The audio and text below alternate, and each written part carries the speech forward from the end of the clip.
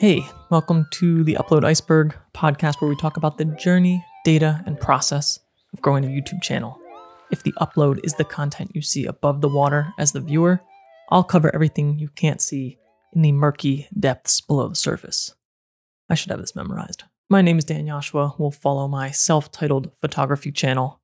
I'll publish new episodes after hitting subscriber milestones, and this is episode 3, recorded after hitting 2,700 subscribers on May 21st, May 21st, 2023. Today is September 17th, still playing catch up. New vids are going to drop after this episode, before episode 4 comes out.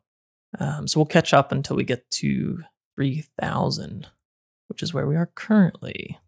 The title today, 2,700 subscribers, it's going to be something like the RF 28mm.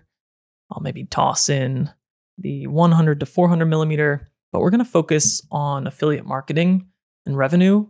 And there's a link there because I used AdSense and affiliate marketing directly to purchase this RF 28 to be able to, make some long-term reviews and videos around it. The thumbnail, because I'm gonna make the next video, the 100 to 400, in the thumbnail, we're just gonna toss in this lens. A little bit clickbaity. But this is what's coming up next. I'm going to talk shortly about a trip that I just took, and the focus was shooting on this 28mm RF pancake and the 100 to 400, as well as the 35mm macro. So we'll just toss this in here, something like this. I think it's fairly funny to just take these thumbnails, but who am I to say? I don't, again, not too worried. These thumbnails, the click-through rate is abysmal. We'll get to that in the analytics section at the end. We can look at the first 2 episodes, but they're pretty rough. This is the 3rd episode. I think the majority of podcasts, the majority of shows never make it to 10 or past 10, something stupid like 80 or 90% of shows. So we've got 7 to go. We're going to be trying something a little bit new today. I've talked about kind of the fact that I don't really want to edit these. I'm trying to get better at speaking extemporaneously, not pausing, not cutting. And listening to these back is rough because I'm saying pausing a lot. I'm going to look at using this tool called Recut to edit this episode because I want to use Recut on my normal uploads in the future. So I'm kind of using this as a test ground, this show as a test ground. Basically, for $100, this will kind of go through, create an XML file, and you can fine-tune the program to remove silence from video. And it happens pretty quickly. So this landing page kind of gives you everything you would want to know about Recut. The trial gives you 5 exports. I've messed around with one that was okay in a test. So I'm going to go ahead and try to run this episode through it, hopefully removing any pauses. That might result in some weird visual cutting that you would see if you're watching this video. I think the benefit is that I don't have to worry so much about pausing, stopping in between if I need to collect thoughts before a particular section. And so I just left an intentional pause there. We'll see how well it handled it. But I think this will result in a much better audio product. There will be less pauses and sort of how I ramble and speak in half sentences. That should be cleaned up with Recut a little bit better. So I'm looking forward to seeing what this looks like. It's possible that it doesn't work that well on this full episode, in which case I'll be editing this more manually like I've done in the past and kind of going back to that non-cutting nature that I've tried to uphold on this show. That's kind of a tangent. Probably didn't need to know all that, but an interesting product in case you're making videos to maybe check out. I do not have an affiliate link for this, but it would be nice if I end up using this if I could. I think today we'll talk about a trip I just took, specifically as it relates to the 28mm RF lens and the 100 to 400, how I use the 35mm macro. That trip was kind of a send-off for that lens. If you watched my Sigma 28mm video, and not a lot of people have, the RF 35mm macro is not long for my bag. I'm going with 28 instead of 35. I'm going to talk a little bit about that here in case you missed the Sigma video. yeah, so we'll cover the trip, we'll cover affiliates, how those tie together, how those play out on my channel at this size, what I envision affiliate marketing being for this channel in the future. We'll kind of cover the analytics section that we typically, look at those 28 days leading up to this 2,700 subscriber milestone. And again, kind of a brief teaser at the next couple episodes coming up. That's what I think we're going to run through. We can start with the trip.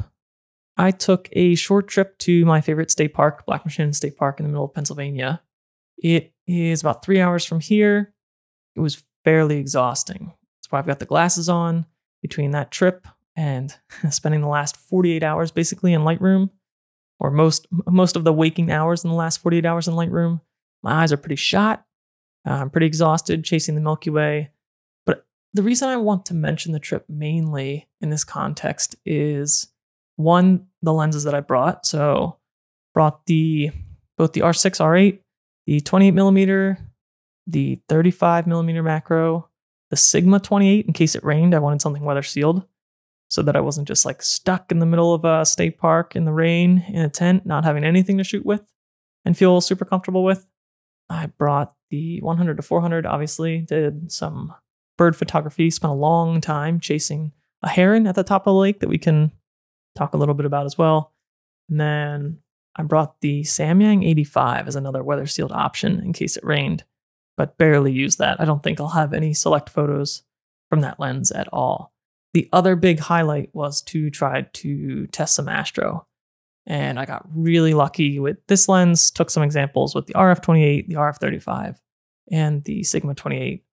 Probably got some decent Milky Way astro shots with each of them. So, this was the trip that I was hoping, I was hoping to have these conditions in the summer when I took a trip here. Didn't pan out, but had absolutely perfect conditions this time. So really cool and really enjoyed that trip.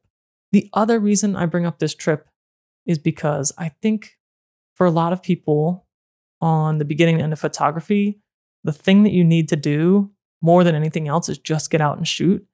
And one good way to do that is to take a trip, because you can spend a lot of time in the same areas over and over and over. So for me, a 2-night photo trip looks like, kind of driving around spots that I'm sort of already familiar with and just like chasing sunrise and sunset and just trying to spend a lot of time in better light, which is really important. And then the middle of the day, just kind of chill. For me, I drove into town and did some freelance work for a few hours, did some reading, just normal vacation-y type stuff. But it's really helpful to be able to be in a spot close enough that you can, it's still painful to rip yourself out of bed in the morning and stay up really late and do those back-to-back 2 days in a row. It's exhausting, but it makes, trying to get good photographs a lot easier for a short trip. And the thing that I want to hammer home is it doesn't have to be expensive. So I know not everyone has $150 lying around, but that's kind of in the range that you can take kind of a camping trip if landscape or nature photography is your thing at all. I probably spent $50 in transport, $40 for 2 nights to tent.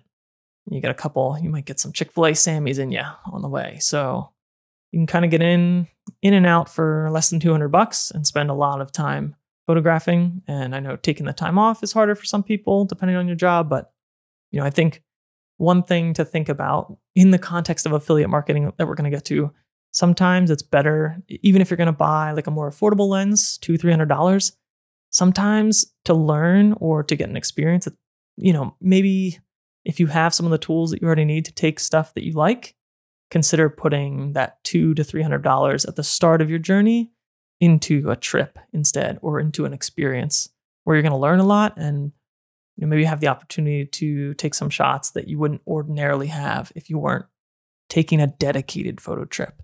That's a long rambling way to say take trips, mix trips in as opposed to just gear. If it were me, that's what I would do starting out if I could do it over again. Because again, if you're not shooting weekly and editing weekly, the best way to get better is to do that. That's the long, sad answer if you're looking for a shortcut. And trips is a great way to do that.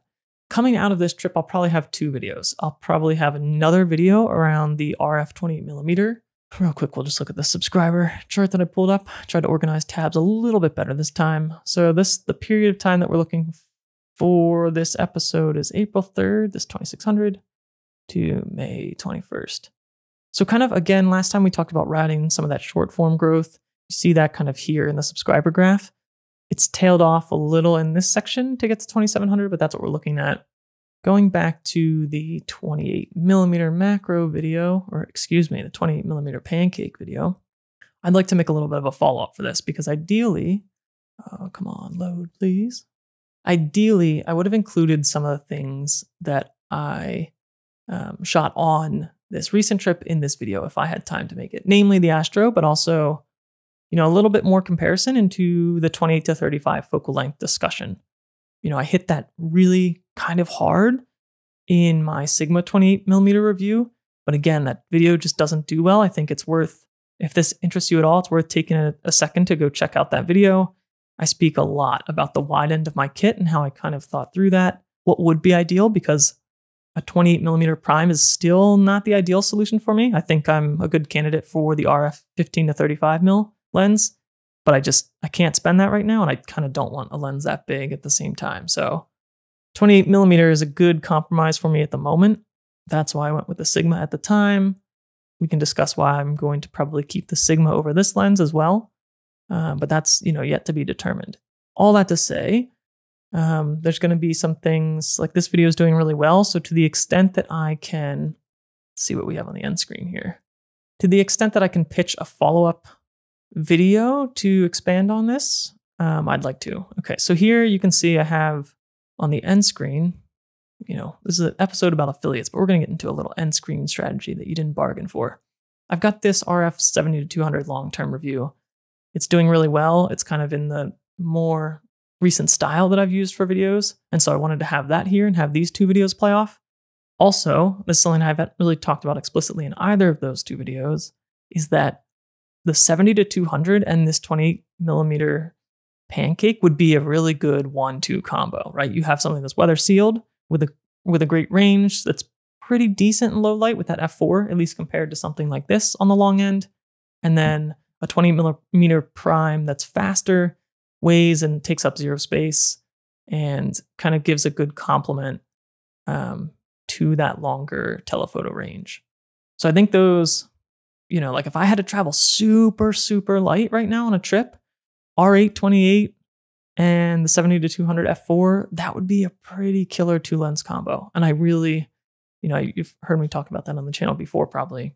I love to kind of settle into a good 2-lens combo for light travel, or even just a light day for a hike or something. So that's the goal here. You can see I have a video best for viewer. I'm letting YouTube decide how to pitch this end screen for part of it. That's where this second 28mm video will go. It will probably be relatively short. And I'm going to have to walk the balance between, like I don't have a thesis for this video yet.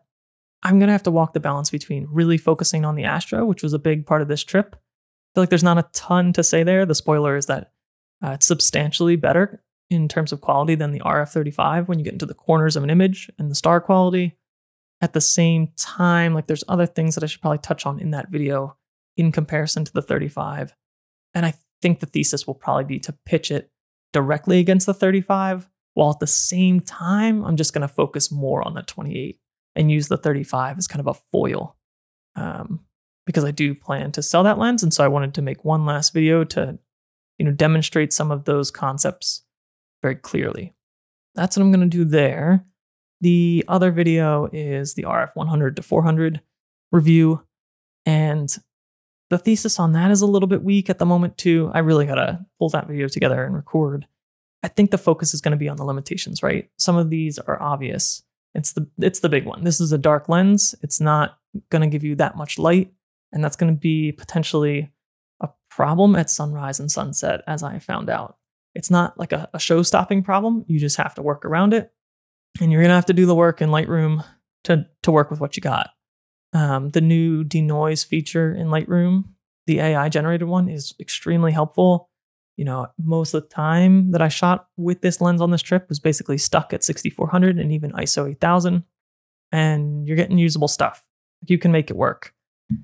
There does get to be a point in the night where you definitely just should put it away and switch to something else, right? And that's what I did. It's kind of like shoot wildlife until you really are, you can't stop motion anymore. So, you can only crank your shutter so slow. And once you've kind of maxed out there, and you've maxed out on the f8, and you've maxed out on, kind of that 6400 8000 range I'm finding for me on the R6 and R8, I kind of, pocket this and then see if you can't take any other landscape shots with the dying light with a faster lens like the 28. Those are the two videos.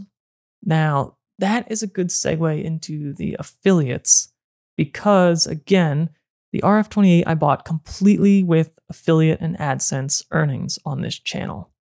And affiliate marketing, if you're not familiar, is typically kind of a big piece of a lot of creators' like revenue puzzle, especially when it comes to like tech, camera, and reviews. It's kind of, you've got sponsorships where I've got kind of a goose egg on this channel in that column. You've got like digital products created by the creators themselves. I'm trying to dabble, but another big goose egg here. You've got AdSense. You can come back here and, we kind of know at any given 28-day period right now, as we walk through, you can kind of see I'm hovering around $40 every 28-day period. And then you've got affiliate revenue.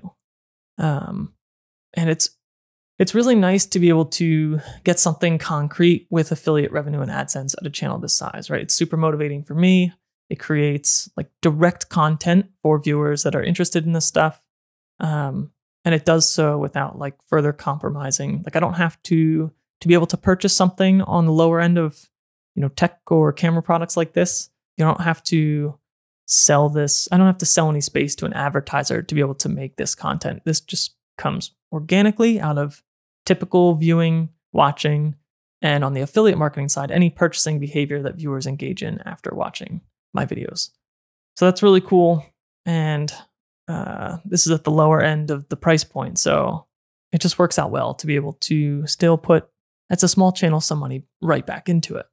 So basically, if you've watched anything ever, thank you. I appreciate it from the AdSense perspective. The affiliate marketing revenue works. If you're not familiar, everybody has these links in the creator space, probably in the bottom of their videos. It's one of the easy ways to market. You can see, I pull up the 28 as an example. I don't have any affiliate links on here. That's a choice. We'll get to that later in the episode. Let's come back to see. I think I have some on the 70 to 200 video. So I'm promoting some videos. I've got the link to the Moment Sydney Blooms. This is an affiliate link. I also have a link to my digital products here, the presets. Maybe I'll just roll the ad right now.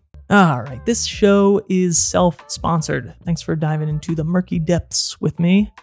I've got 10 coupon codes for some new Lightroom presets. Just dropped one pack of 2 of Gloomy Green and Gold. You can see the preview here. Got the original photos. Some of these you've seen in recent videos. No edits on these except for maybe some slight exposure to fix in-camera mistakes. And then how just a one-click preset looks on photos like that. Obviously, we'll increasingly talk about how to bring these to the next level post-preset. But if this is something that you're interested in, they're on my Gumroad page. I'll link this in the description. And if they aren't all used up by the time you get here, the code Iceberg will get you 50%. But on the affiliate front, if you were to click this link to shop for Moment Sydney Bloom filters and you end up purchasing, this link has tracking built into it so that I would get a slight kickback on that product.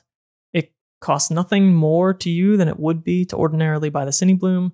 I still get a portion of that sale, and at the same time, I help Moment grow. So, a lot of times we'll refer to these as like, this is a win. Affiliate marketing is a win-win-win. Creator wins, the viewer wins, especially if you're finding a product that you wouldn't ordinarily have found without watching the content that turns out to be a really good fit for your life or your purchasing behavior. Or at the same time, if I were to save you as the creator, like from buying something that you wouldn't ordinarily get value out of in terms of like, for example, in a comparison video, maybe, things that I've done here on the channel, RF70 to 200 f4 versus RF70 to 200 f2.8. And then So company wins because you're giving them exposure, viewer wins, creator wins.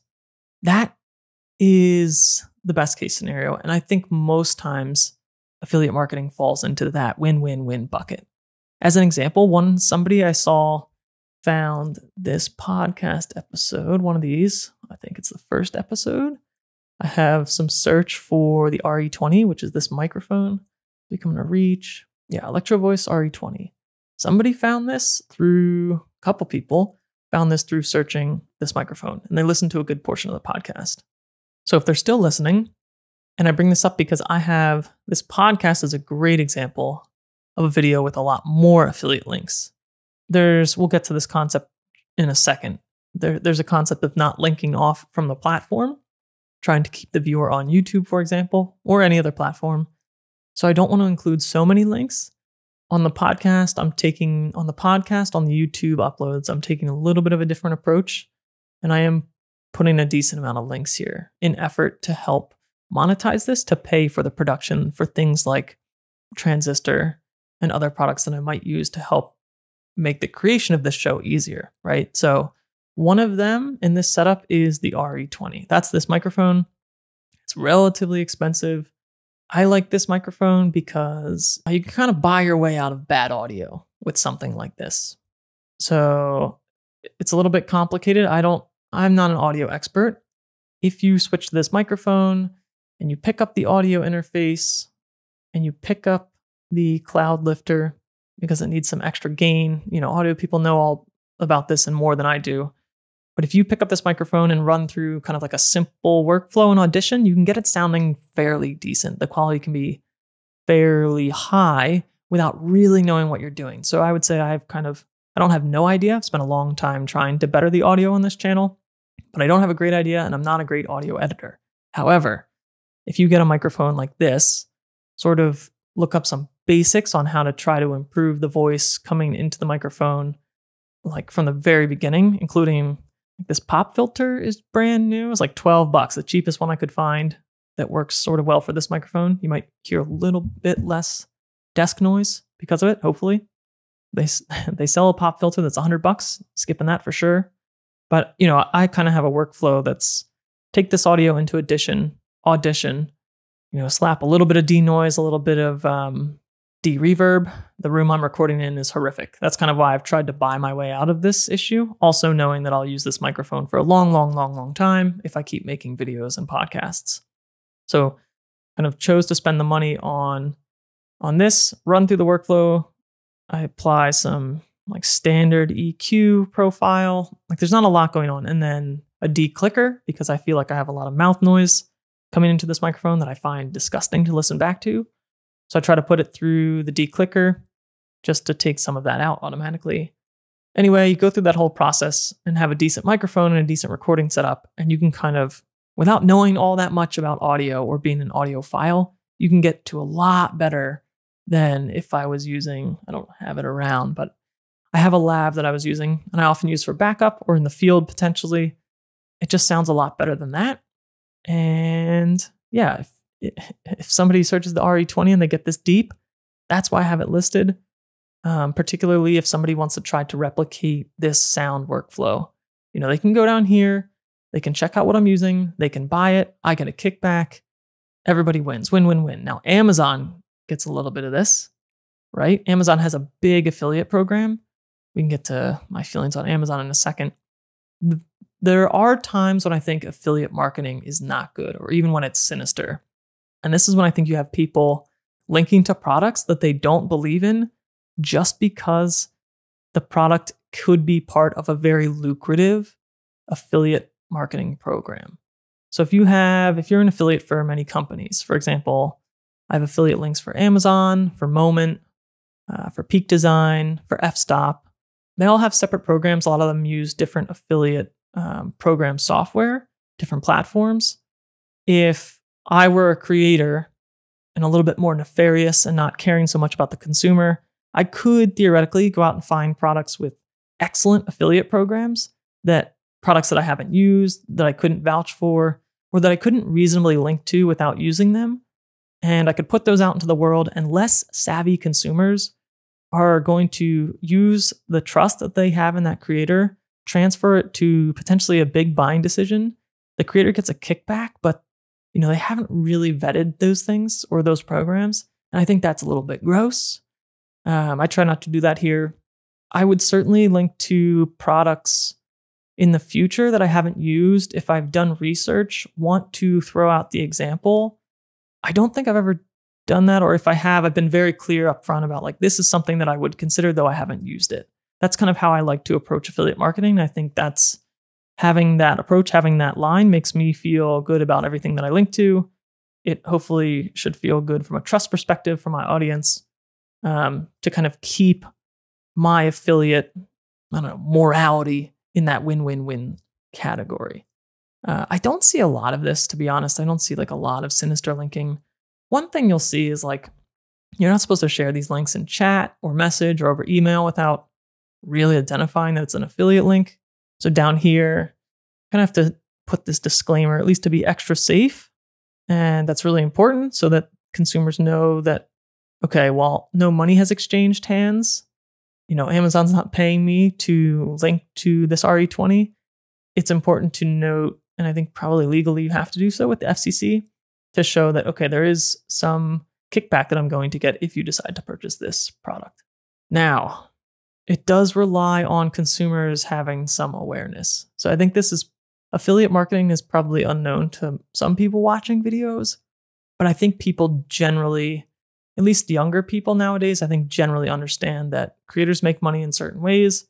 AdSense is one of them. I think people who aren't creating content probably think AdSense pays way more than it does.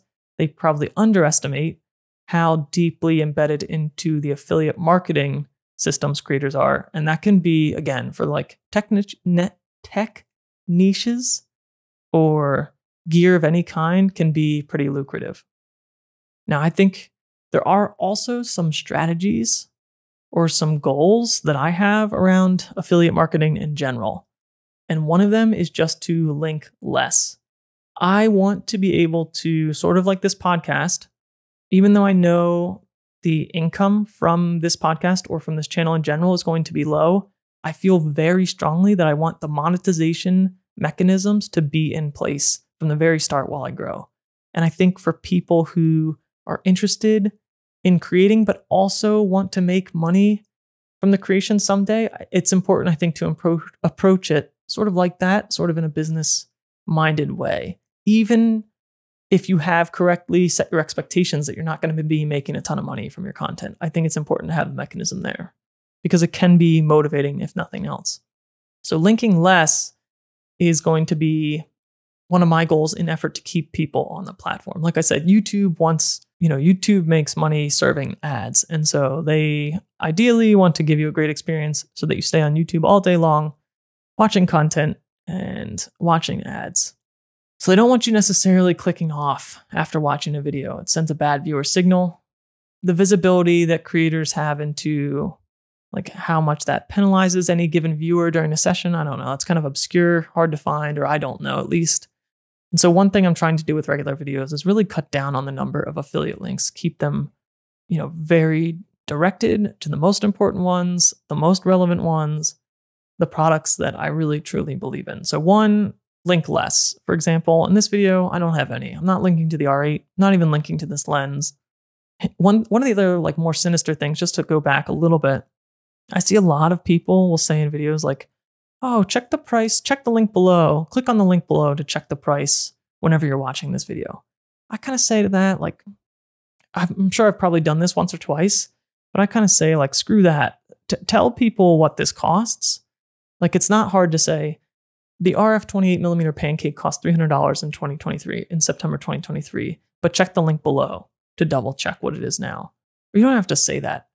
Like RF 28mm, $300, link below. When they click on the link, they'll see how much it costs when they're watching the video. So I think it is a little bit greasy to direct people to the link to check the price. But I get it. Everyone does it.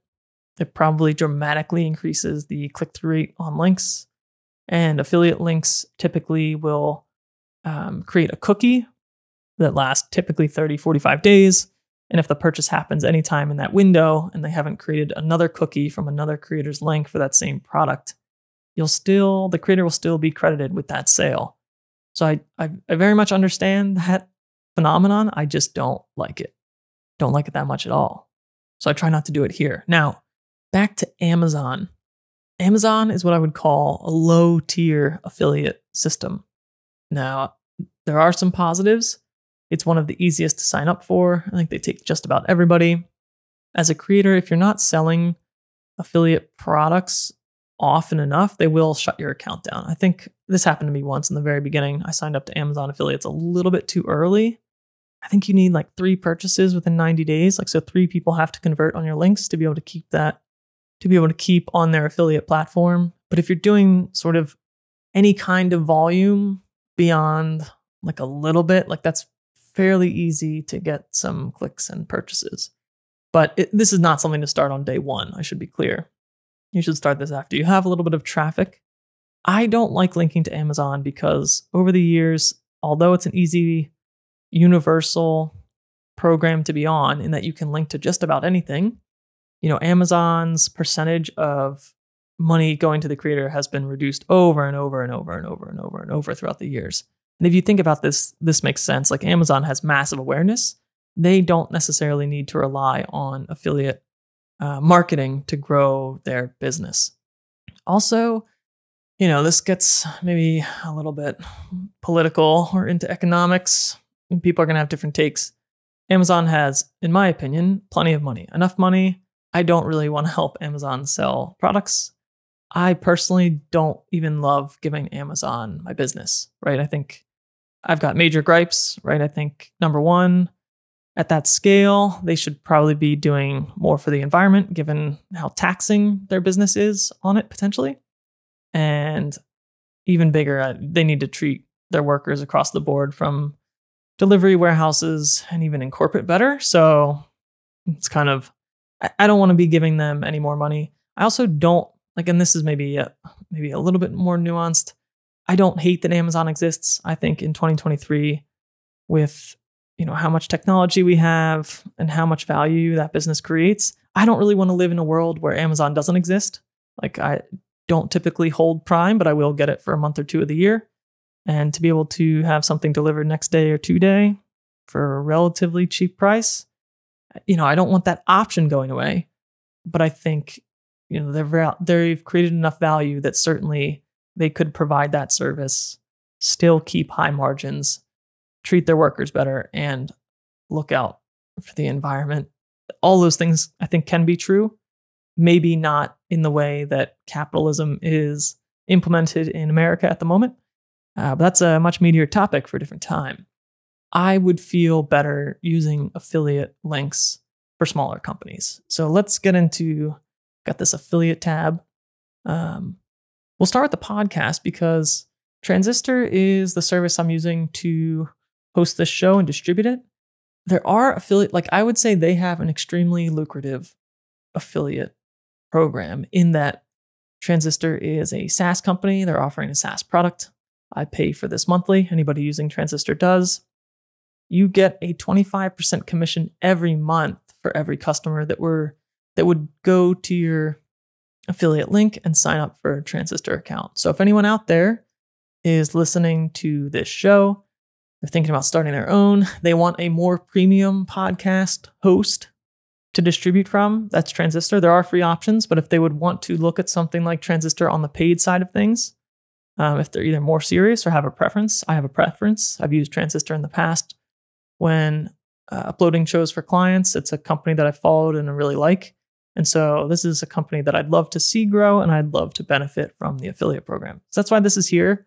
If you were to click on that and become a customer for that cookie, that 30-day range, like I said, that's pretty typical. You're just going to get 25% commission every month that they're a customer. So that's extremely powerful. If you were to have even, 5 people signed up to this service, it would be like a pretty lucrative thing in terms of affiliate marketing per month. PodSqueeze is an AI tool that I use that I'm kind of trying out for timestamps and show notes here. You can see in this first episode, or this is the second episode, these are straight out of Pod Squeeze, maybe a little bit of editing, but just trying to save like a ton of time on going through and creating these. This is stuff that I might do freelance for other clients to help them get their shows distributed. I don't really want to spend a lot of my time doing this for my own show. This ideally is something that I sit down, record, and publish as fast as possible and doesn't take time away from my typical videos or from other areas of my life. That's kind of like what any podcast host that doesn't want to be involved in dreams of. That's why people hire production to get their shows out the door. When you're a one-man show, you're typically doing this stuff. And so potentially AI tools, and there are a lot of them, start to be particularly helpful here. So I'm trying this out, liking it so far for my own show. They have a similarly lucrative affiliate partnership program, 25% for 15 months. So if someone signs up for Pod Squeeze, uses it for 15 months at this pricing, $15 a month, I don't know what that works out to, but it's probably around like $50 over the lifetime of that customer. So like pretty cool way to earn and support your own show if people are into trying these tools. This is my actual reporting. Hopefully there's nothing flag my email here. I'm not gonna show my personal email that's signed up to this account. Like you can see what people are clicking. This is not a big amount for January 1st through September 16th. I have this year. Audio only, we've got $160 in commissions and have sold 25 items. You can see toward the bottom, some of these are putting off no commission. So I don't know exactly how this works on Amazon's program. You can sell things through their affiliate program and still get zero kickback. So like I'm not super into that, especially if people are buying things like a Tamron lens. Like I'd love to get 3-4% of that if they've made that decision based on value that I've provided. You can see, like this is where linking to Amazon as a Canon shooter, I'll get into this toward the end of the episode as well, or maybe next. It's a good segue. If someone watches my popular video on the RF 70-200s and it helps them make a choice, it's an expensive purchase. I spent a lot of time making that video. Ideally, that's part of their purchasing process where either they rule in or rule themselves out for one of those two lenses. And I think, it makes sense that if I've provided some of that value, I get something back. I potentially save them the hassle. Someone bought this 2.8, so potentially save somebody the hassle of buying the f4 and figuring out that's maybe not for them.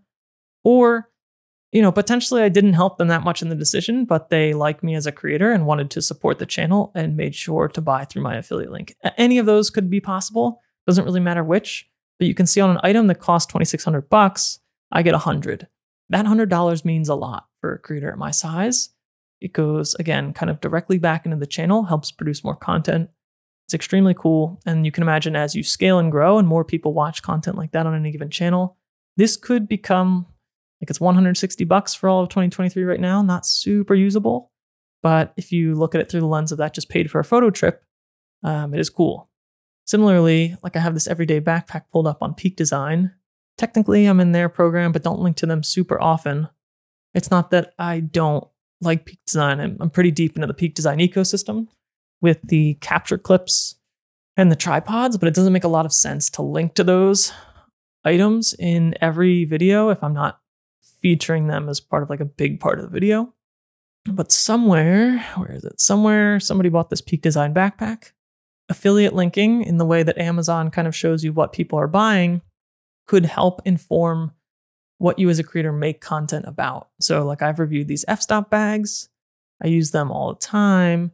Someone in my audience is using this pack. And so that creates an opportunity for me to either say like, maybe I review this backpack at some point, like maybe I try to pick it up. Maybe if this were to happen again, I could work with the affiliate manager at Peak Design and say, hey, a couple people on my channel are looking into this. I'd love to be able to get this gifted in exchange for a review or get this sponsored in exchange for a review just to see, or just send it to me. Let me try it out. If it's awesome, I'll make a video kind of detailing my thoughts type thing. Like you could use it to start to create content in that way. Personally, I don't know, given the bags that I already have, this doesn't probably make sense for me to pick up unless I were reviewing it for that purpose for somebody who wanted a really small kit. But but it gives you an idea of something that you could start to do with some of this data. And then this is my Moment dashboard. I'm a huge fan of Moment. I've applied to work there a few times. I've talked with the founder, had some good conversations with their affiliate manager. Really like the Cine Blooms. I'm really loving their phone case. So I got the iPhone 14 last year. Kind of like a little tangent, but I upgrade phone every 3-4 years. Typically you try to buy the Pro when it's released and then use the camera pretty heavily in the first year or two with the battery when it's nice and fresh, and then kind of tail off to not using my phone as much for content creation. MagSafe was new to me, so I think last time I mentioned I will screw this MagSafe tripod mount right into a C-stand. And so my favorite way, the favorite easy way to do top down is to grab a C-stand. I have one over there, have the boom arm extend over the desk, screw this right into the boom arm to get a top down shot. And one of the big benefits is that it's not connected. It's not like a top down clamp. So if I were to move and shake this desk, that shot, while you might see the desk moving in the shot, that's completely separate from the desk itself. Also saves me from using like a tripod to try to rig up that shot. Like C-stand isn't the cheapest thing in the world. Buying a C-stand and using this mount is one of the cheapest ways to use your phone as a top down. And you can see I haven't done a ton here, right? This amounts to $133 in a payout to me for selling about $1,000 of stuff for Moment. You can kind of get down to the purchases here, kind of generally spread out throughout the year. These are largely probably related to my Cine Bloom videos. I think this is probably earnings per click. What is that? 11 clicks, 11 actions on 623 clicks. So 21 cents earning per click, which is an interesting metric that, if you're doing a lot of this and we're trying to tweak the performance here, you might be interested in that data. At my volume, not really at all. But that's kind of like the overview of my bigger affiliate programs, what they make on this scale, and how I want to move throughout the next part of my growth here. And then this is AdSense, just to give a comparison of those numbers in affiliate marketing to AdSense. So Amazon, again, 160 for the year so far, Moment 133, and AdSense I've done 319. So AdSense for me still is a bigger chunk than any one particular affiliate marketing platform, but maybe, relatively equal on any given period generally. And you can see that, varies month to month based on what advertisers are paying at the time, based on the type of content that's doing well on any given time throughout this period. A lot of factors, but, to give you a glimpse. And what else we got? And so like when we think about getting the RF 28mm through affiliate income, the biggest hurdle I think I see in my channel right now is just access to different gear to be able to create interesting content. And it's kind of a fine line that I want to keep like a very close eye on, because I don't want to, tagline in my channel is longitudinal contextual reviews over a long period of time or a longer period of time that I can keep commenting on things within the context of my bag. And so I kind of want to fight that phenomenon on YouTube, like embargo day, first impressions, initial review, 2 weeks later, like the GoPro just came out 2 weeks later. Oh, I recommended this GoPro yesterday, but now I'm finding massive overheating issues. Like I don't really want to get into that. I want to fight that actively as a competitive advantage to stand out among those reviews. I might think differently if I was big enough to participate in some of those things, but I'm nowhere near that. And so I want to actively lean into the strength, which I think is here, taking the time to comment on gear over the long haul. I've rented a lot in the past, and I still do advocate for renting, and will continue in the future probably to rent some stuff myself for the short term. It is, I think, much more valuable to do things like buy and resell for me when I want to make long-term comments on any given gear. So whether or not I keep the Pancake as like the super tiny version to my typical Sigma 28mm, I'll figure that out over time. But to be able to use it for 6 months as opposed to a week or two, I think is valuable for me in terms of understanding my kit, and I think for the viewer. So I'd like to keep that going, and kind of like buy, resell, trade is probably better for me and my channel and for you in the long term, as opposed to renting a lot of short term, which I kind of did in the beginning. Oh, this is an episode that's running long. 49 minutes, and we're starting to get close to the overheat on the R8. We'll see if this lasts, if the battery holds up. But so all that to say, I do have some targets for affiliate purchasing. Like if I end up with another chunk of money, I'd love to put that into a few different things. The obvious is something like the RF 16mm. It's small lens that I don't have to feel bad about like really stuffing a big portion of the bag, carrying it around. I haven't really reviewed or used anything that wide in a really long time since I had my Samyang 14mm. And it's kind of in that buying range where it might be 1 or 2 AdSense checks away from being able to get my hands on that, or something like the RF 24mm macro. So I think those are interesting targets in the future to maybe say like, okay, if I want to reinvest in the channel, the look at what gear I can buy and looking at what gear I can buy, like those things are potentially interesting things to compare with the current kit and test them out. Both are not particularly things I would keep long term, I don't think. So, again, it kind of comes down to balancing that, whether or not it's something that I want to spend that money on, or if I can put it into growing the channel in a better way. But those are things that I would consider.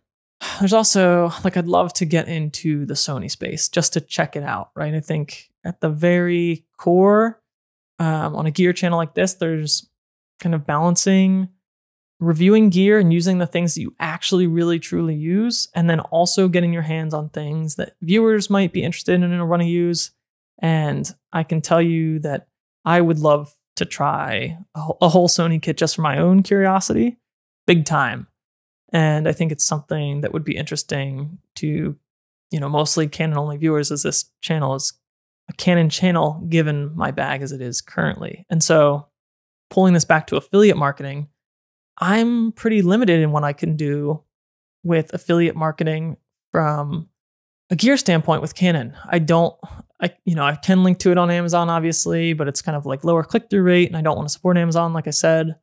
I could look into something like B&H's affiliate program, or actually use Best Buy for a good amount of gear in the last 2 years, mostly during the pandemic, but I've had really good experiences with them, their customer service chat online, finding things, particularly for my M1 MacBook Air, the original MacBook Air that I had. That was hard to get sort of by near launch with the new M1 chip, and they were super helpful with that. I think I bought my 70-200 there, or one of the lenses at Best Buy that they were helpful in looking up. There's probably bigger thresholds to clear to get in those affiliate programs. I would love to keep working with Moment, and Moment is a Fuji Sony shop. So, I can't do a lot linking to Canon here, obviously. Perhaps getting into that Sony world, some of that cost would be defrayed by getting that gear. And this is not to say that I'm going to run out and spend thousands of dollars on a Sony kit in order to make affiliate linking to Sony kit a viable option. That's definitely, if the channel grows, or if I end up with income to spend on that sort of thing and it makes sense, sure. But certainly before I buy my next primary body, I would love to try shooting with some Sony. And for a couple reasons. I think if I let's look at the 28mm review for the Sigma. This is the one that did really poorly, that I think if you're interested in this 28-35 phenomenon at all, you should check out. I'll definitely link this on this episode, but I would say, Canon's in an interesting spot. For the beginner intermediate, in 2023, I think they're a lot farther than they used to be. I think recommending Canon mirrorless a few years ago was kind of tough. It was working for me and still has, but to recommend that for the intermediate, there was a lot of gap, and there still is. And so the reason I pull up this is because it kind of shows my core 4 lenses. I can do, I'm very happy with the R6 long term for photography. And it works really well with kind of these core 4 lenses, these 2 zooms, the 24-105, the 70-200 f4s. And then I've got fast weather sealed options on the wide and tight end in the 28 and the 85. The 50 is something that if I want that subject separation, particularly indoors, so this is something I use sometimes on paid shoots, or if I'm just indoors, I use this 50 more than the 85. I think long term, I could probably see myself using a faster 50, a 51.4 that's weather sealed, and a 135 instead of the 85. But for, obviously for cost reasons, that's not something I'm super excited about at the exact moment. These 4 work pretty good for me, and this 50 turns into a good complement depending on what I'm packing. For example, going to Ireland, I brought the 24 to 105, the 70 to 200. That's my f4 coverage. That's my weather sealed f4 coverage. That's going to work if I had nothing else. The 50 I put in for, it really, in terms of bag space, costs nothing to pack, but it gives you that indoor and fast option, like the super fast option that you don't have in the 24 to 105 and 70 to 200. So it's like these core 4, and I like that 50. This 28, maybe this sticks around longer term than I expect because it sort of acts like that 50, right? There are going to be times that I don't want to pack this puppy, but the 28, if it's dry outside, gets me most of the way there. Counterpoint, went to Ottawa in February, March, snowed a good portion of the time we were walking around, used the 28 on the R6, no worries. Like, no stress about that, and that's how I like it. If it were the 28 and you get into a little bit more precipitation, you start to worry about things like that a little bit more. I just like weather sealing. I don't know what to tell you. So this is working well. I think it would be interesting to shoot higher megapixel body. So think whether that's the R5 II, whether that's A7R5, like those are things that I would love to try out when they're available to me. And for the R5 II, when it's available to the public, I suppose. You also have the A7CR, which is kind of that newer Sony higher megapixel body that's launching, I don't know, October at some point. That would be super interesting to try. And like, there's the whole mess of Sony lenses that you just can't quite get on Canon or get on Canon natively. It's like, I'd love to try the 200 to 600, especially like this is another lens that really happy and excited to try over the last several months. Probably will hold on to it for the next several months. Not sure long term if this is the fit for me. I think I'm a decent candidate for the 100 to 500 if I had a budget. And I'd love to try that lens and compare it at some point to this. When I think about bringing this on an important trip for shooting long, I'm not sold on bringing the non-weather sealed option. So we'll cover all that in this video, but would be excited to try the RF 100 to 500. And then like the Sony mount specific things that I'd love to get my hands on would be like the 20 millimeter, the 35 to 150 Tamron. Would love to try this new 70 to 200 f4 II. Pretty cool looking lens with the half macro throughout the focal length. So Canon just behind on some of these things. What else do I want to try? I'd love to try like something like the FX30. I think if people were to say like, how do you recommend filming long video sequences and avoiding overheating and kind of paying like in that middle intermediate range for a camera like that? I haven't used it, but like I would really like to be filming something like this or my channel A-roll on something like the FX30 and the 20 millimeter, given the crop factor. Like that would be a really cool A-roll camera that you could roll comfortably for 2 hours-ish or 1.5, whatever it ends up being, without the threat of overheating, without needing to get a Ninja 5. Like, I don't know. There are much cheaper solutions than buying another A-roll camera. But one thing that I struggle with as a content creator is the R6 is a great photo camera, pretty much meets all of my needs. Obviously, can't try higher megapixel with it. Don't need to most of the time. I mean, clearly don't need to 100% of the time. Would I like to dabble in that? Sure. So that's something I'll consider for another body. But in terms of photo needs, like the R6 Mark I hits everything for me across the board with kind of that Core 4 set of lenses. Where it starts to struggle is it has a record limit for creating videos. And so the second that you start to step into that hybrid function, the Mark I, I don't love. The R8, that's what I'm filming on right now because it can record for, I think the record limit on 4K 24 is 2 hours, or at least that's what I think that's when you have to restart the video. We're still overheating, or we haven't overheated yet, but we have the bar. I did hit this on my trip. I almost nearly overheated on the trip, photo and video, 4K 60. So this is great in the moment, but I don't plan to keep this camera. I think the R6 Mark II, like if budget were no issue and I didn't have to like sell my R6 and consolidate this R8, again, this R8 I'm kind of thinking as a long-term rental. But if I were to go out and lose some money trading up to the R6 Mark II, given my R6 Mark I, that's probably a great camera for me at the moment. But I'm probably just going to ride the R6 on the photo front for even longer and then shop around for bodies at some point in the future. So there's just a ton of stuff that I'd like to try, both on the Canon side still and on the Sony side for sure, just to check out what that world is like. You know, I have kind of the intermediate Canon kit, and before I go and spend a lot of money on really pro and any of the high-end lenses, I kind of want to maybe try some more stuff before I commit really long term to something like the 100 to 500, for instance, or anything like the 50mm 1.2, or if Canon ever comes out with the 150 1.4, things like that. I don't really want to buy until I'm really set in a system long term. If we want to jump into the analytics portion here, let's see what we've got saved. So I'm distributing this podcast audio only. This Transistor dashboard is pretty sparse.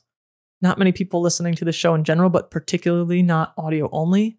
This dashboard, I think, will be interesting for us to check out if we can make it to 10 episodes. If this show becomes a thing that I continue to do long term, this will become more interesting.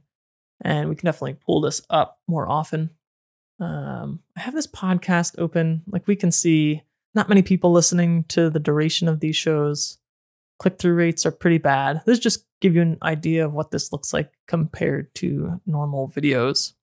And what else we got in here? This is the second episode. So people still picking this up a little bit, but similar retention graph. This is kind of our trailing 28-day dashboard control. So, you know, this is the current analytics that I'd be looking at today. Almost 19,000 views for this period, 830 watch hours, 90 subscribers. YouTube is telling me is higher than normal, and about $40.